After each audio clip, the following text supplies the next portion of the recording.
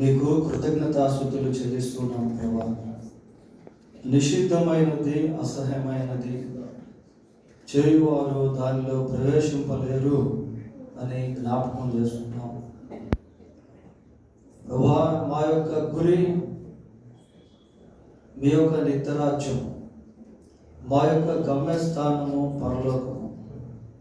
అందుకే మీరు ఈ లోకానికి వచ్చారు. ఈ యొక్క గ్రహింపుతో మమ్మల్ని అందరినీ కూడా దయతో నింపమని ప్రార్థిస్తూ ఉన్నాం. ఈ క్రిస్మస్ కూడికల దినాల్లో మీ రాజ్యానికి వారసులుగా మారుటకై, చేరుటకై ఎన్నో శ్రేష్టమైనటువంటి ఆధ్యాత్మిక సందేశాలు మీరు మాకు వినిపిస్తున్నందుకై మీకు స్తోత్రాలు. ఈ రాత్రి కూడా మరొకసారి మమ్మల్ని మీ వాక్యము ద్వారా దర్శించండి. చిన్నవారు మొదలుకొని పెద్దవారి వరకు మీరు మాట్లాడండి, మా హృదయాలను తెరవండి. ఇదిగో మా ప్రభా, మీ సన్నిధిలో ఇంకనూ సజీవులముగా ఉన్నాము. ఈ రాత్రి వర్తమానం వింటున్న ప్రతి ఒక్కరూ ఒకరోజు మీ నిత్యరాజ్యంలో కనబడినట్లుగా మీ పరిశుద్ధాత్మ కార్యమును దయతో జరిగించమని మా రక్షకుడైన యేసుక్రీస్తు పరిశుద్ధమైన నామములో ప్రార్థన చేస్తున్నాము తండ్రి. ఆమేన్.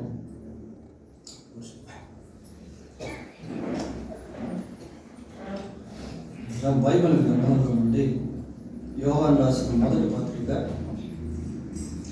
3వ అధ్యాయము. యోహాను రాసిన మొదటి పత్రిక 3వ అధ్యాయము 4-5 వచనాలు చదువుతున్నాం. పాపము చేయు ప్రతి వాడును ఆజ్ఞను అతిక్రమించును, ఆజ్ఞాతిక్రమమే పాపము. పాపములను తీసివేయుటకై ఆయన ప్రత్యక్షమాయనని మీకు తెలియను. ఆయన యందు పాపమేమీ లేదు. పాపములను తీసివేయుటకై ఆయన ప్రత్యక్షమాయన. పాపములను తీసివేసేదానికి యేసుక్రీస్తు ఈ లోకంలో జన్మించాడు. ప్రియ, ప్రత్యక్షమాయను అంటే జన్మించాడు అని. యేసు ప్రభు యొక్క జన్మ వెనుక బహు ప్రాముఖ్యమైనటువంటి ఉద్దేశాలు అనేవి ఉన్నాయి. వాటిలో ఒకటి టు రిమూవ్ ద సిన్, పాపమును తీసివేయుట. ఎలిమినేట్ ద సిన్, పాపమును తీసివేయుట.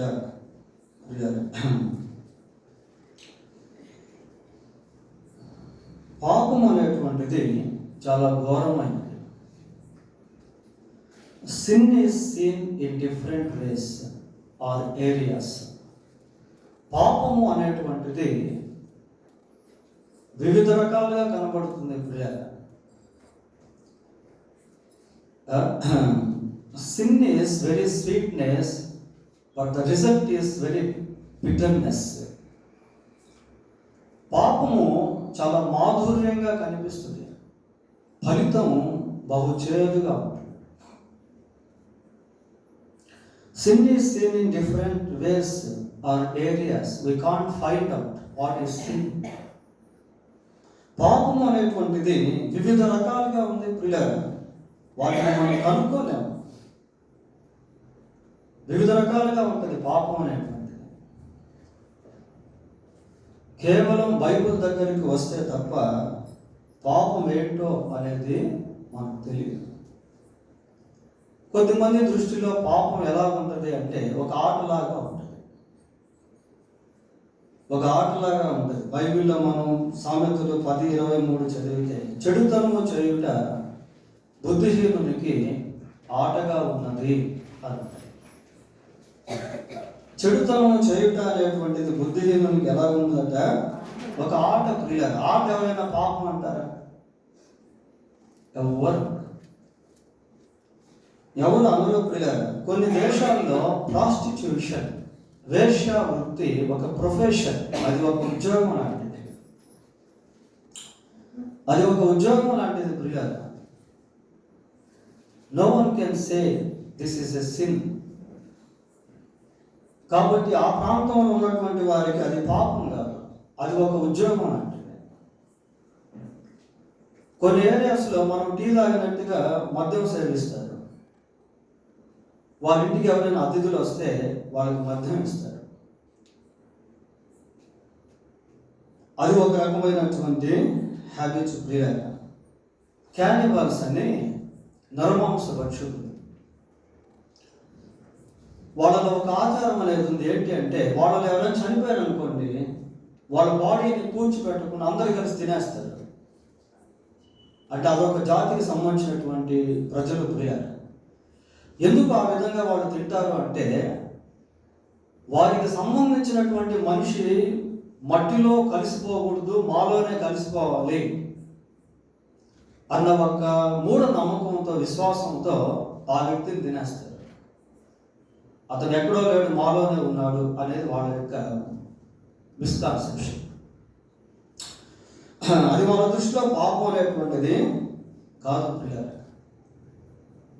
ఇంకా చెప్పాలి అంటే,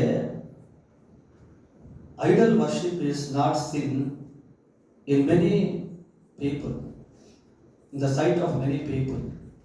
అనేక మంది దృష్టిలో విగ్రహారాధన అనేటువంటిది పాపం కాదు ప్రియులారా, పాపం కాదు. అయితే బైబిల్లో యెహెజ్కేలు గ్రంథం 23వ అధ్యాయం 44వ వచనం ఒకసారి చదవండి. 23:44. విగ్రహములను పూజించిన పాపము మీరు భరించుదురు అంటే ఉందే ఆ మాట. అమ్మా అమ్మా, యెహెజ్కేలు గ్రంథం 23:44 రిఫరెన్స్ పాయింట్. విగ్రహములను పూజించిన పాపము మీరు భరించుదురు అంటే లాస్ట్ వచ్చి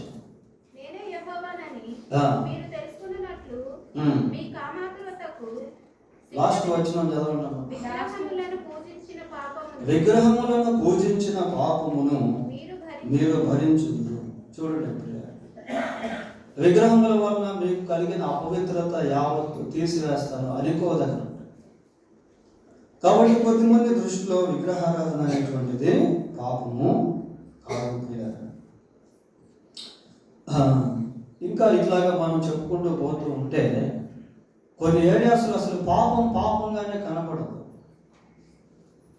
అయితే బైబిల్ దగ్గరికి వచ్చినప్పుడు బైబిల్ పాపం అంటే ఏంటో, దాని ఫలితం ఏంటో కూడా చాలా స్పష్టంగా తెలియజేస్తూ ఉంది ప్రియులారా. బైబిల్ అనేటువంటిది లేకపోతే పాపం అనేటువంటిది తెలియదు. పాపం యొక్క ప్రతిఫలం ఎలా ఉంటుందో అనేది కూడా బైబిల్లో దేవుడు చాలా చక్కగా తెలియపరిచాడు. ఇక్కడే మనం చదువుతున్నాం, the definition of sin is ఏమనుంది అక్కడ, పాపం ఆజ్ఞాతిక్రమమే పాపము. అసలు పాపం అంటే ఏందో అనేది ఇక్కడ చెప్పబడింది ప్రియులారా. దేవుని యొక్క ఆజ్ఞలు, దేవుని యొక్క విధులు, దేవుని యొక్క కట్టడలు, ఇవన్నీ కూడా దేవుడు మానవాళికి అనుగ్రహించాడు. వాటిని అతిక్రమిస్తే అది పాపముగా ఎంచబడుతుంది. దేవుని ఆజ్ఞల్లో, దేవుని విధుల్లో, దేవుని కట్టడల్లో పవిత్రత అనేటువంటిది ఉంటుంది, న్యాయము అనేటువంటిది ఉంటుంది, యథార్థత అనేటువంటిది ఉంటుంది, నీతి అనేది ఉంటుంది. వాటి యొక్క రిజల్ట్ కూడా అలాగే ఉంటుంది. వాటి యొక్క ప్రతిఫలం సమాధానం, నెమ్మది, ప్రేమ, ఐక్యత, ప్రశాంతత, సంతోషము, ఇవన్నీ కూడా ఉంటాయి. కాబట్టి మరి దేవుని యొక్క ఆజ్ఞల దగ్గరికి వస్తే తప్ప పాపం అనేటువంటిది ఏంటో మనిషికి తెలియదు ప్రియులారా. అయితే పాపము యొక్క తీవ్రత చాలా భయంకరమైంది. యేసుక్రీస్తు ఈ లోకంలో జన్మించుటలో ఒక ఉద్దేశం ఏంటి అంటే, పాపములను తీసివేయుటకు. దేవునికి పాపము యొక్క తీవ్రత ఎలాంటిదో, దాని ప్రతిఫలాలు ఎలా ఉంటాయో దేవుడు ఎరిగి ఉన్నాడు ప్రియులారా. పాపము చేసినటువంటి మానవుని యొక్క జీవితంలో అన్ని కోణాల్లో నుండి, అన్ని వైపుల నుండి మానవుని యొక్క జీవితాన్ని పతనము చేసేసింది. మానసికంగా మనిషి దెబ్బతిన్నాడు, శారీరకంగా మనిషి దెబ్బతిన్నాడు, ఆధ్యాత్మికంగా కూడా మనిషి పాపమును బట్టి దెబ్బతిన్నాడు, ప్రియులారా, పతనమయ్యాడు. ఏదైనా తోటలో ప్రారంభమైనటువంటి పాపము ప్రపంచం అంతా కూడా వ్యాపించేస్తుంది. ప్రపంచం అంతా కూడా వ్యాపించేస్తుంది, ప్రియులారా. వ్యక్తిగత జీవితంలోనికి వచ్చింది, కుటుంబ జీవితంలోనికి ప్రవేశించింది, సమాజంలోనికి అడుగుపెట్టింది, ప్రపంచం అంతా కూడా కమ్మేసింది. The result of sin is very bitterness. పాపము యొక్క ప్రతిఫలము లేక ఫలము చాలా భయంకరమైనటువంటిది, ప్రియులారా. దీని గురించి బైబిల్లో అనేక విధాలుగా మనం చూస్తాం. పాపమును బట్టి మనిషి జీవితంలో అనేక విపత్తులు అనేటువంటివి సంభవించాయి. పోనీ కేవలం మానవుని యొక్క పాపం మానవుల మీద పడిందా అంటే అది ప్రకృతి మీద కూడా పడింది. ప్రకృతి దేవునికి విరోధం కాదు, ప్రియులారా. అయితే మానవుడు దేవునికి విరోధంగా అవడం వలన ప్రకృతి మానవునికి విరోధంగా మారింది. చూడు, ఇర్మియా గ్రంథం 5వ అధ్యాయము 24-25 వచనాలు చదువుకుందాం. మన దేవుడైన యెహోవా యందు భయభక్తులు కలిగి ఉండుము. ఆయనే తొలకరి వర్షమును కడవరి వర్షమును దాని కాలమున కురిపించువాడు కదా. నిర్ణయింపబడిన కోతకాలపు వారములను ఆయన మనకు రప్పించునని తమ మనస్సుతో అనుకొనరు. మీ దోషములు వాటి క్రమమును తప్పించెను. మీకు మేలు కలుగుకుండుటకై ఏం కారణమట? పాపములు కారణమట, ప్రియులారా. ఎందుకు ఈ రోజుల్లో భూకంపాలు, ఎందుకు ఈ రోజుల్లో కరువులు, ఎందుకు ఈ రోజుల్లో సునామీ, ఎందుకు ఈ రోజుల్లో వైరస్, ఎందుకు ఈ రోజుల్లో న్యాచురల్ కలామిటీస్, ప్రకృతి వైపరీత్యాలు?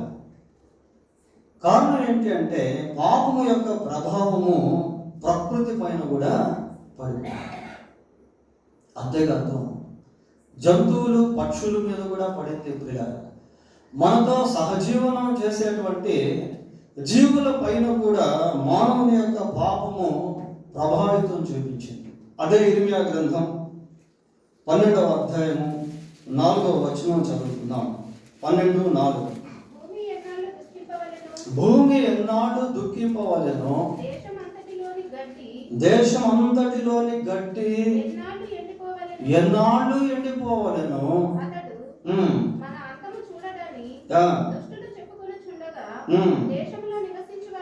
దేశములో నివసించు వారి చెడుతనము వలన జంతువులను పక్షులను సమసిపోవచున్నవి.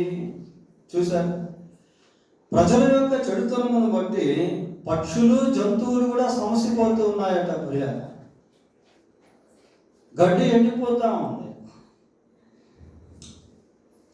మానవుడు చేసినటువంటి పాప ఫలితానికి కొన్ని లక్షల కోట్ల జంతువులు బలైపోయినాయి.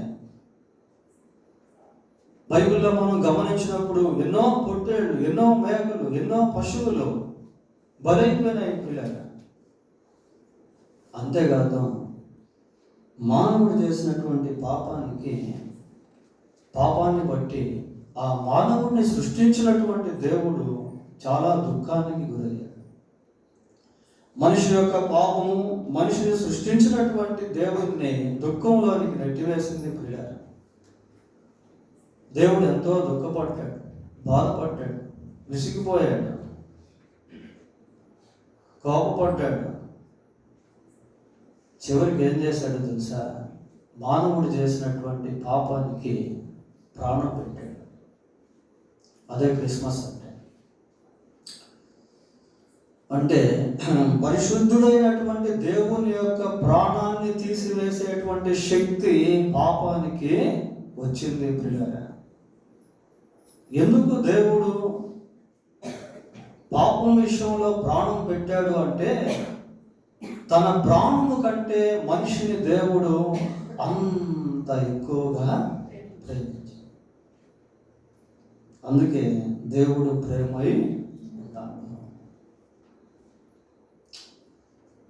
నిజంగా దేవుని యొక్క ప్రేమ, we can't measure the love of God. దేవుని యొక్క ప్రేమ కొలతలేనటువంటిది ప్రియులారా. పాపములు తీసివేయుటకు ప్రత్యక్షమాయను. క్రిస్మస్ అంటే అదే ప్రియులారా. క్రిస్మస్లో దాగి ఉన్న దేవుని ఉద్దేశాల్లో ఇది కూడా చాలా మేజర్ పర్పస్, చాలా ప్రాముఖ్యమైనటువంటి ఉద్దేశం ఇది. ఎందుకు అంటే పాపము ప్రపంచం అంతా కూడా కమ్మేసింది. సొదొమ గొమొర్రా ట్విన్ సిటీస్, 2 పట్టణాలు అగ్నికి ఆహుతి అయ్యేదానికి కారణం ఏంటంటే పాపమే.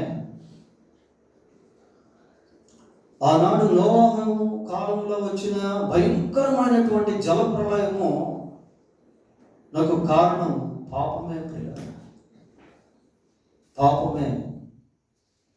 సరే, పాపముల గురించి బైబిల్ గ్రంథంలో చాలా విషయాలు రాయబడి ఉన్నాయి. ఫ్రమ్ జెనసిస్ టు రెవల్యూషన్, ఆదికాండం నుండి ప్రకటన గ్రంథం వరకు పాపముల గురించి చాలా విషయాలు రాయబడి ఉన్నాయి ప్రియులారా. దీని గురించినటువంటి అవేర్నెస్ మనకు రావాలి, అవగాహన రావాలి. ఎందుకు ఈరోజు మనిషి నెమ్మది లేకుండా బ్రతుకుతున్నాడు? ఎందుకు ఈ రోజుల్లో కుటుంబాలు, సంఘాలు, సమాజాలు కొలాప్స్ అయిపోతూ ఉన్నాయి? పాపం యొక్క ప్రతిఫలం ప్రియులారా. నిర్గమకాండం 9వ అధ్యాయము 34వ వచనం చదువుతున్నాం. నిర్గమకాండం 9వ అధ్యాయం 34వ వచనం. అయితే ఫరో వర్షమును వడగండ్లను ఉరుములను నిలిచిపోవుట చూచి అతడును అతని సేవకులను ఇక పాపము చేయుచు తమ హృదయములను కఠినపరుచుకొని. పాపం ఏం చేస్తుంది అంటే హృదయాన్ని కఠినం చేసేస్తుంది ప్రియులారా.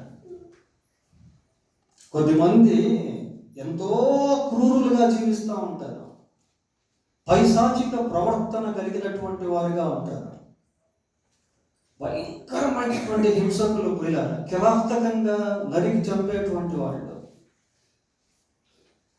వాళ్ళ హృదయము అంత కఠోరంగా ఉంటుంది, కఠినమైపోయి ఉంటుంది.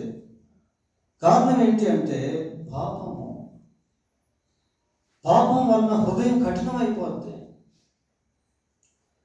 కోపము, ద్వేషము, ఉద్రేకాలు ఇవన్నీ పాపం యొక్క మూలాలు ప్రియాలి. ఒక పక్క అన్ని విపత్తులు జరుగుతూ ఉంటే, దేవుని యొక్క తెగుళ్ళు ఐగుప్తు దేశం మీదకి వస్తూ ఉంటే వరుస ప్రకారము వాళ్ళు ప్రత్యక్షంగా చూస్తున్నారు, అనుభవిస్తూ ఉన్నారు.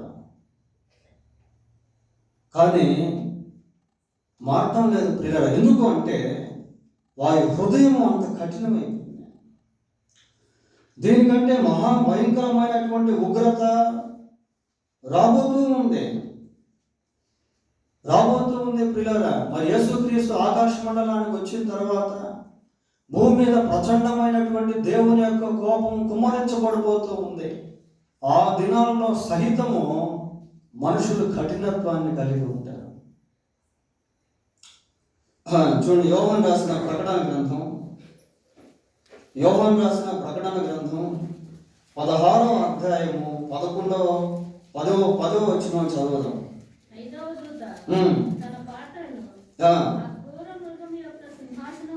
మనుషులు తమకు కలిగిన వేదనను బట్టి తమ నాలుకలు ఖర్చుకొనుచుండిరి, తమకు కలిగిన వేదనను బట్టి పుండ్లను బట్టి పరలోకమందున్న దేవుణ్ణి దూషించిరి గాని తమ క్రియలను మాని మారు మనసు పొందిన వారు కాదు.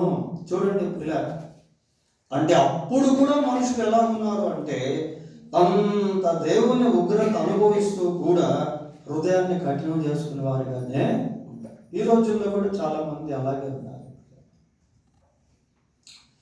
ఉగ్రవాదాలు, రక్తపాతాలు, మారణ హోమాలు, మారణకాండలు, హింసాకాండలు టెర్రరిజము, శాడిజమ్స్, శాడిస్టులు, సైకోలు, ఇలాంటి వారిని మనం చూస్తూ ఉంటాం. మృగముగా మారిన మనిషి అన్న వార్తలు చదువుతూ ఉంటాం. కారణం ఏంటి అంటే హృదయంలో పాపమును బట్టి కలిగినటువంటి కఠినత్వం. ఇంకా ఈ పాపం యొక్క ప్రతిఫలం ఎలా ఉంటుంది అని అంటే చూడండి, వివిధ కోణంలో పనిచేస్తూ ఉంటుంది పాపం, మనకు తెలియదు. అది sin functions in different dimensions. సామెతల గ్రంథం 14వ అధ్యాయం 34వ వచనం చదువుకుందాం. 14:34. నీతి జనుల ఘనతకెక్కుటకు కారణము పాపము ప్రజలకు అవమానము తెచ్చును. పాపము ప్రజలకు ఏం చేస్తుందట? అవమానం తెస్తుందట. ప్రియ, అవమానము మనిషికే కాదు, దేవునికి కూడా తీసుకొచ్చింది. ఎన్నాళ్ళు నా ఘనతను అవమానమునకు మార్చుదురు, నా గౌరవాన్ని అవమానమునకు మార్చుదురు అని దేవుడు వాపోతున్నాడు. సరే, ఏమని చెప్తుంది? జనములు ఏమో ఒకసారి పాపము ప్రజలకు అవమానము తెచ్చును. పాపము యొక్క ఫలము ప్రియ అవమానం. ఎంతో మంది లంచాలు తీసుకుని పట్టుబడినప్పుడు, దొంగతనం చేసి పట్టబడినప్పుడు, వేరే వ్యతిరేకమైనటువంటి పనులు చేసి పట్టబడినప్పుడు వాళ్ళని మనుషుల మధ్యకు తీసుకుని వెళ్ళేటప్పుడు ఏం చేస్తారు? ముఖాన్ని ఇటు పెట్టుకుంటారు, లేదా ముఖానికి ముసుకేసుకుంటారు. పిల్లలు, పాపము మనుషులకు ఏం చేస్తుంది? అవమానం తీసుకొస్తుంది, నీకు గౌరవం లేకుండా చేస్తుంది.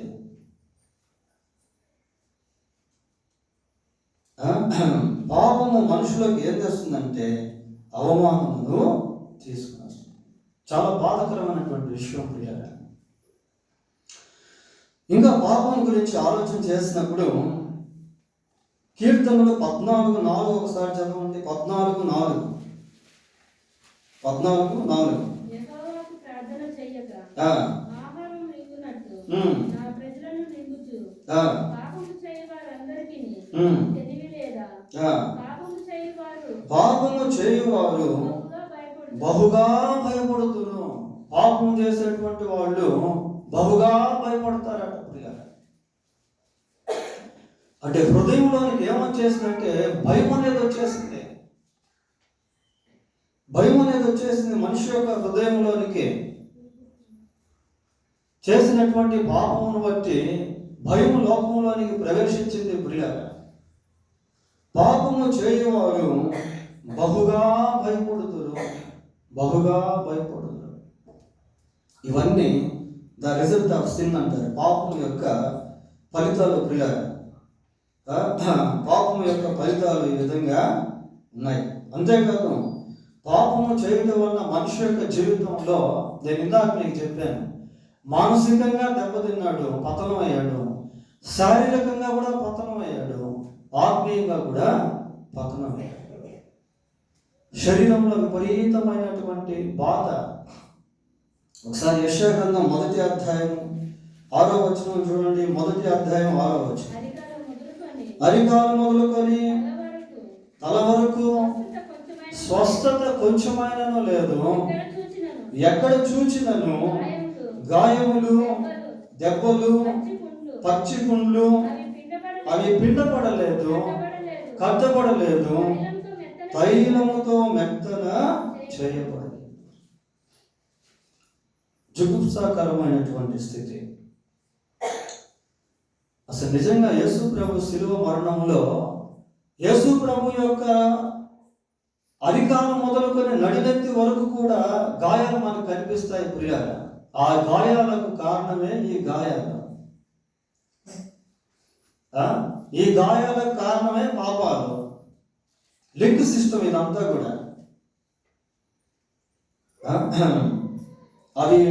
అవి పిండపడలేదు, తైలంతో మెత్తన చేయబడలేదు. Full of worms, injuries. ఎవరికి గాయములు, ఎవరికి హేతువు లేని గాయాలు, దెబ్బలు. అవన్నీ మనం చెప్పుకోవట్లేదు, కానీ శారీరకంగా కూడా మనిషి జీవితంలో ఎంతో దెబ్బతిన్నటువంటి వాడిగా మారాడు. ఇంకా పాపం ఏం చేసింది అంటే మనిషిని దేవుని దృష్టిలో దోషిగా మార్చింది. ఒక విధమైనటువంటి గిల్టీనెస్ వచ్చేసింది. చూడండి, ఆదికాండం 3వ అధ్యాయము 8వ వచనం చదువుకున్నాం. ఆదికాండం 3వ అధ్యాయం 8వ వచనం. ఆదామును అతని భార్యయు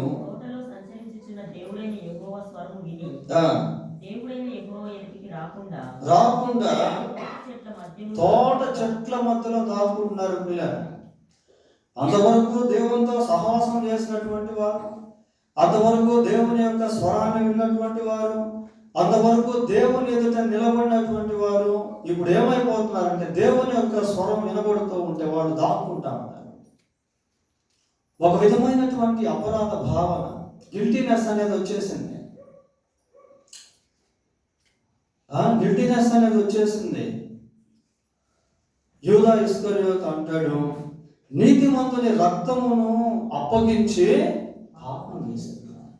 గిల్టీనెస్ ప్రియులారా, అయ్యో నేనంత భయంకరమైనటువంటి పని చేశాను, నీతిమంతుని రక్తాన్ని అప్పగించేశానే.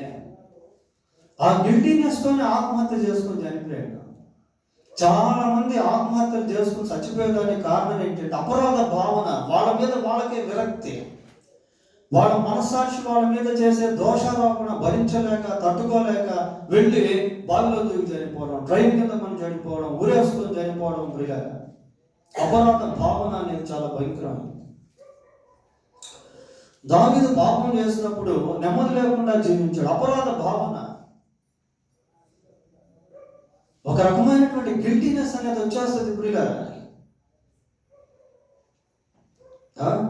వాళ్ళు దేవుని దగ్గరికి రాలేకపోతున్నారు. అంతకుముందు బాగానే హుందాగా ఉండేవాడు, దర్జాగా ఉండేవాడు, గౌరవపరంగా ఉండేవాడు. ఇప్పుడు వచ్చేదానికి దే హ్యాడ్ ఎ హెసిటేషన్. ఒక విధమైనటువంటి ఆ గిల్టీనెస్ అనేటువంటి వాళ్ళలోకి వచ్చేసింది. ఇలా చెప్పుకుంటూ వెళ్తూ ఉంటే పాపం ఎంత తీవ్రమైనదో, దాని ఫలితాలు ఎంత భయంకరమైనవో అనేది బైబిల్లో దేవుడు చాలా స్పష్టంగా రాయించాడు ప్రియులారా. అంతేకాకుండా ఈ పాపం అనేటువంటిది ఏంటి అంటే చివరికి ఇందాక మనం చూసాం కదా పాటలో, అసహ్యులను నిషిద్ధమైన వారు దేవుని రాజ్యంలోకి వెళ్ళలేరు ప్రియులారా. చర్చికి అయితే రాగలుగుతారు, కానీ దేవుని సన్నిధికి వెళ్ళలేరు, దేవుని రాజ్యంలోకి.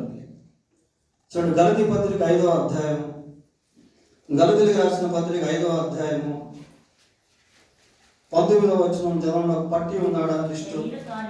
శరీర కార్యములు స్పష్టమై ఉన్నవి, అవేమనగా జారత్వమును, అపవిత్రత, కామకత్వము, విగ్రహారాధన, అభిచారము, ద్వేషములు, కలహము, మత్సరములు, క్రోధములు, కక్షలు, భేదములు, విమతములు, అసూయలు, మద్దతులు అంటే మొత్తం అన్నమాట. అల్లరితో కూడిన ఆటపాటలు మొదలైనవి ఇట్టి వాటిని చేయువారు దేవుని రాజ్యమును స్వతంత్రించుకొనలేరు. చూశారు, పాపము చేసినటువంటి వారిని పాతాళము, పాపము చేసినటువంటి వారు they can't enter Kingdom of God. దేవుని యొక్క రాజ్యంలోనికి ప్రవేశించలేరు ప్రియులారా. ఇట్టి కార్యములు చేయవారు దేవుని రాజ్యమును స్వతంత్రించుకొనలేరని మీతో స్పష్టముగా. అసలు నిజంగా దేవుని వాక్యం లేకపోతే మనకు అసలు పాపము దాని ఫలితాలు మనకు తెలియదు ప్రియులారా. పట్టబడినటువంటి వాడినే కదా పోలీసులు పట్టుకునేది.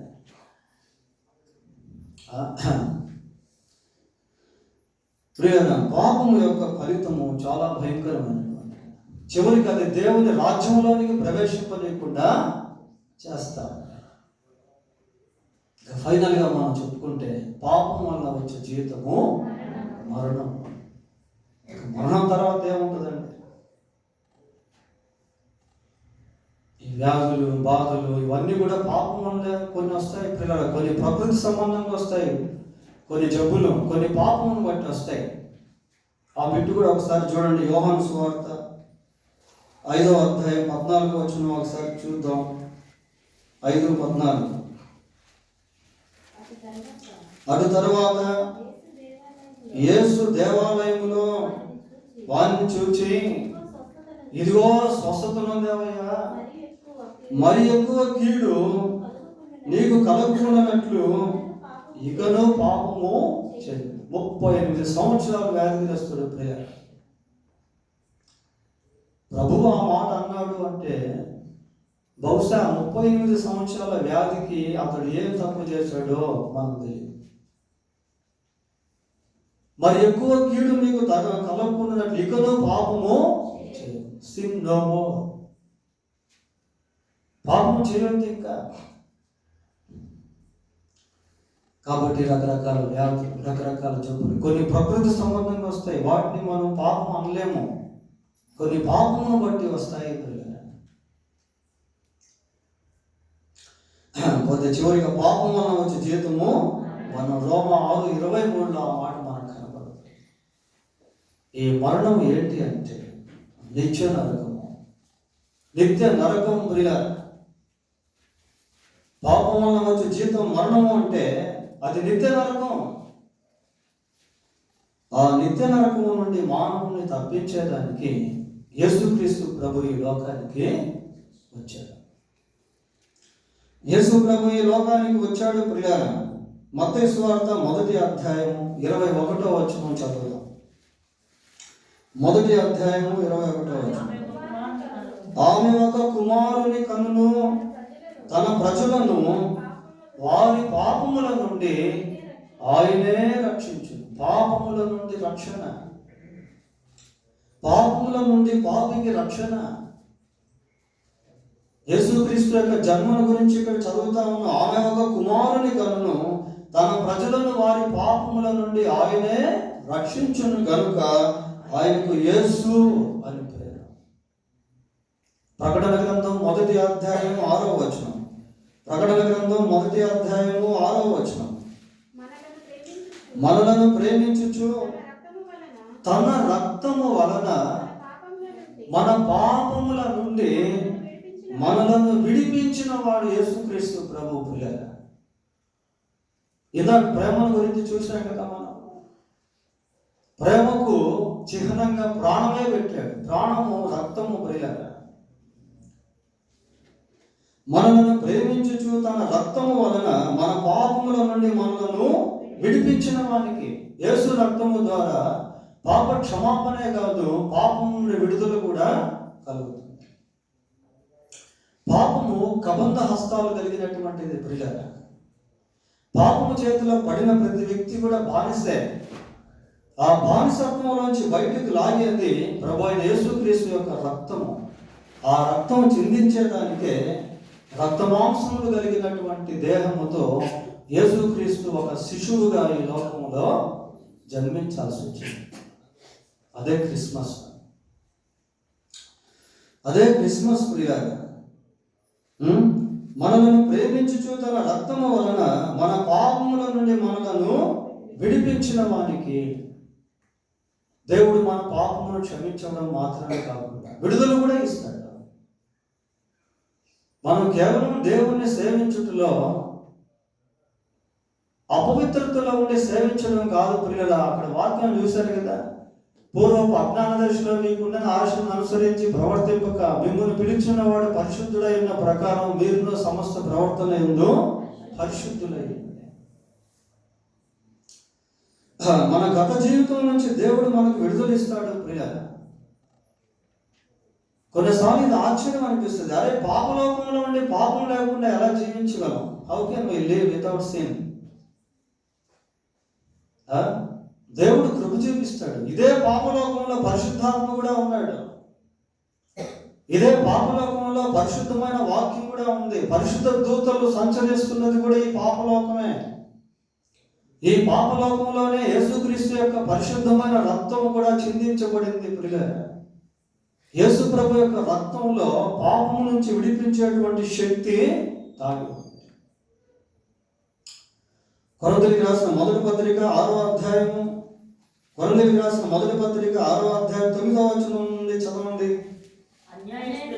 అన్యాయస్తులు దేవుని రాజ్యమునకు వారసులు కానేరని మీకు తెలియదా? మోసపోవద్దు. జారులైనను, విగ్రహారాధకులైనను, వ్యభిచారులైనను, ఆడగితనం గలవారైనను, పురుష సంయోగులైనను, దొంగలైనను, లోపులైనను, త్రాగుబోతులైనను, దూషకులైనను, దోచుకొని వారైనను దేవుని రాజ్యమునకు వారసులు కానేరరు. ఇక్కడ దాకా ఆ భాగం మనం చదివాము పిల్లరా. మీలో కొందరు అట్టి వారై ఉంటుంది. చూడండి పిల్లలు, అది ఎంతో ఊరట కలిగించే మాట. మీలో కొద్ది మంది అంతకుముందు అన్యాయస్తులుగా ఉండేవాళ్ళు, తాగుబోతులుగా ఉండేవాళ్ళు, దొంగలుగా ఉండేవాళ్ళు, వ్యభిచారులుగా ఉండేవాళ్ళు, విగ్రహారాధికులుగా ఉండేవాళ్ళు. మీలో కొందరు అట్టివారిగా ఉంటే, కానీ ప్రభువు అయిన యేసుక్రీస్తు నామమును ఆత్మయందును ఎదట కడగబడి. ఈ కడగబడి అనేటువంటి పదము ప్రకటన గ్రంథం 1వ అధ్యాయం 6వ వచనంలో మనం ఇందాక ఏం చూసాము? విడిపించిన అన్న దాని ఫుట్ నోట్స్ ఏమన్నా చూడండి.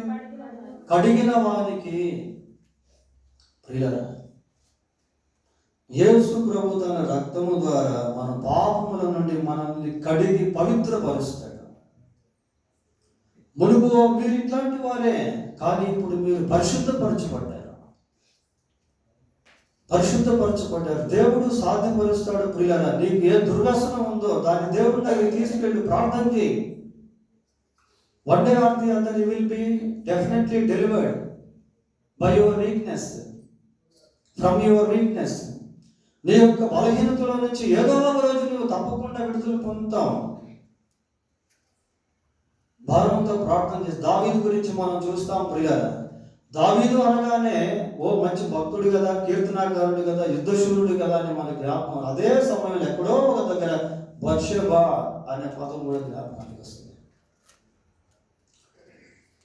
దావీదు ఆ పాపము చేసిన తర్వాత దేవునితో సమాధాన పడ్డాడు. మళ్ళీ తన జీవితంలో ఎప్పుడు పాపం చేయలేదు. ఒకసారి చూడండి ఆ మాట ఎంత ఆశ్చర్యాన్ని కలిగిస్తుందో. రాజుల మొదటి గ్రంథం 15వ అధ్యాయం 4వ వచనం. రాజుల మొదటి గ్రంథం 15వ అధ్యాయం 4వ వచనం. దావీదు ఊరియా సంగతి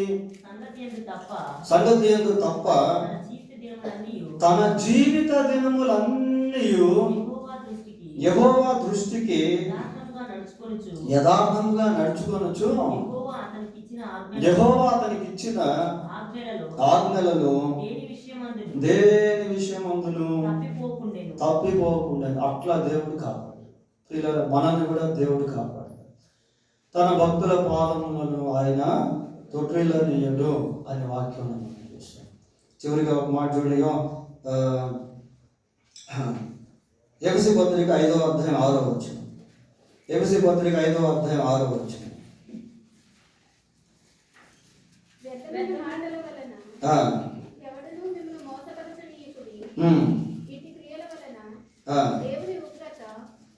అమ్మా ఎఫెసీ 5 మునుపు చీకటి ఉంటుంది చూడండి, చదవండి.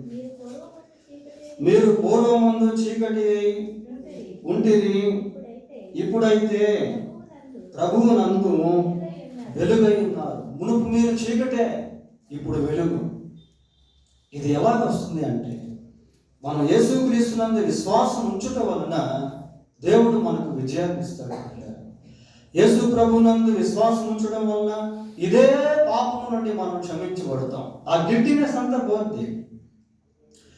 ఆయన దాసులు ఆయనను సేవించుచు ఆయన ముఖ దర్శనము చేయుచుందరు. Face to face, eye to eye, దేవునితో ముఖాముఖిగా చూసే అనుభవం. ఆ గిల్టీనెస్ అంతా పోతే ఎప్పుడు అంటే యేసుక్రీస్తు యొక్క రక్తంలో మనం కడగబడాలి, యేసు ప్రభువును సొంత రక్షకుడిగా అంగీకరించాలి, దేవుని సన్నిధిలో మన పాపమును ఒప్పుకోవాలి. ప్రియులారా, నువ్వు ఏ తప్పు చేస్తావో దాన్ని దేవుని దగ్గరికి తీసుకెళ్లి క్షమాపణ అడగాలి. మన పాపములను మనం ఒప్పుకొనిన ఎడల ఆయన నమ్మదగిన వాడు, నీతిమంతుడు కనుక ఆయన మన పాపములను క్షమించి సమస్త దుర్నీతి నుండి మనల్ని పవిత్రులుగా చేయి. యేసు రక్తం ప్రతి పాపం నుండి మనల్ని పవిత్రులుగా చేయి. ఆ రీతిగా మనం పవిత్రపరచబడతాము.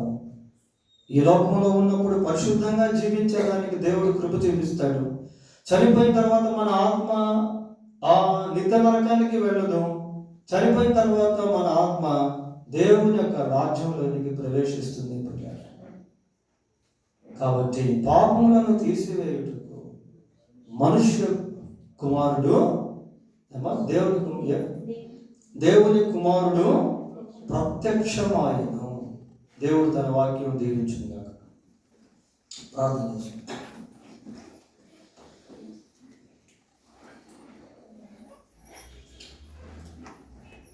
ప్రేమలి మా తండ్రి, పరిశుద్ధులైన మా దేవా, మీకు వందనాలు స్తోత్రాలు చెల్లిస్తున్నాం.